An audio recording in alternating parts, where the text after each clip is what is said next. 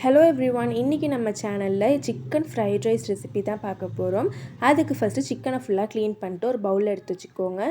இப்போ அதில் 1.5 ஸ்பூன் அளவுக்கு இஞ்சி பூண்டு பேஸ்ட், 1 ஸ்பூன் மஞ்சத்தூள், காரத்துக்கு ஏற்ற அளவுக்கு மிளகாய்த்தூள், 1.5 ஸ்பூன் அளவுக்கு கரம் மசாலா, அப்புறம் டேஸ்ட்டுக்கு ஏற்ற அளவுக்கு உப்பு, இதெல்லாம் போட்டு நல்லா சிக்கனை பரட்டி வச்சுக்கலாம். இப்போ ஒரு கடாயில் எண்ணெய் ஊற்றிட்டு சிக்கனை நம்ம எப்போவும் ஃப்ரை பண்ணுற மாதிரி ஃப்ரை பண்ணி எடுத்துக்கலாம். இப்போ சைட்லேயே இன்னொரு சட்டியில் தண்ணி கொதிக்க வச்சுட்டு அதில் அரிசி வேக வச்சுக்கலாம். நாங்கள் பாஸ்மதி அரிசி தான் எடுத்திருக்கோம்.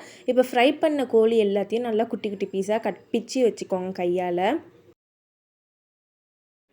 இப்போ ஒரு கடாயில் ஒரு 2 to 3 ஸ்பூன் அளவுக்கு எண்ணெய் ஆட் பண்ணிக்கலாம். ஆட் பண்ணிட்டு எண்ணெய் சூடு வந்ததும் 2 வெங்காயத்தை இந்த மாதிரி குட்டி குட்டி ஸ்லைஸாக கட் பண்ணி வச்சுருக்கோம். ஸோ அதையும் ஆட் பண்ணிவிட்டு கூடவே 2 பச்சை மிளகாவையும் ஆட் பண்ணிக்கலாம்.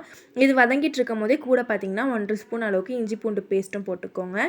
வெங்காயம் லைட்டாக வதங்கினதுக்கப்புறமா வெஜிடபிள்ஸ்லாம் ஆட் பண்ணிடலாம். கேரட்டு, பீன்ஸ் அதெல்லாம் ஆட் பண்ணிட்டு டேஸ்ட்டுக்கு ஏற்ற அளவுக்கு உப்பு போட்டுக்கோங்க.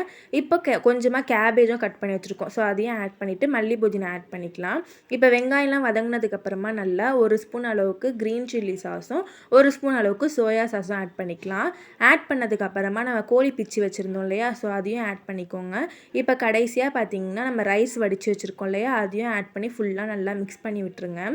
கடைசியாக காரத்துக்கு ஏற்ற அளவுக்கு மிளகுத்தூள், அதாவது பெப்பர் போட்டுட்டிங்கன்னா அவ்வளோதான், நமக்கு சூப்பரான சிக்கன் ஃப்ரைட் ரைஸ் ரெடி ஆகிடும். கடையில் வாங்குற மாதிரியே நல்லாயிருக்கும் டேஸ்ட்டு. கண்டிப்பாக ட்ரை பண்ணி பாருங்கள். தேங்க்யூ, பாய்.